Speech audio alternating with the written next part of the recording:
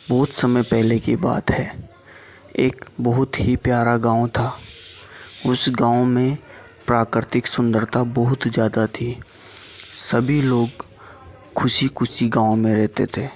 बूढ़े, बच्चे, जवान सभी अपना जीवन मौज से जी रहे थे। लेकिन उसी गांव में एक गरीब किसान रहता था जो ज़्यादातर समय दुखी रहता था। वो मेहनत बहुत करता था लेकिन उसे उसका फल नहीं मिलता था। वो कभी कुछ करता, कभी कुछ करता। फिर उसने सोचा कि अब मैं किसानी करूँगा। उसने एक छोटा सा ज़मीन का टुकड़ा खरीदा। उस टुकड़े में उसने खेती करने की सोची, लेकिन वो उसमें भी विफल रहा क्योंकि 2-3 बार फसल करने के बाद भी कुछ नहीं हुआ। कभी बरसात ने उसकी फसल चौपट कर दी और कभी जानवरों ने।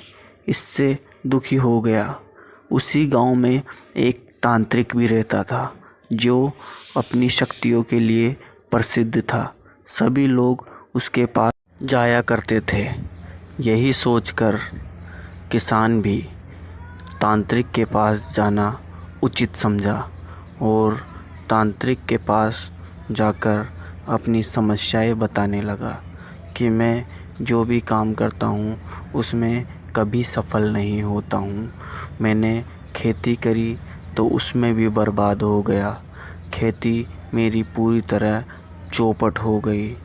तांत्रिक ने कहा, कोई बात नहीं, अभी तुम जाओ, मैं वहाँ आकर देखूँगा। तो उसको कहने के बाद किसान चल दिया।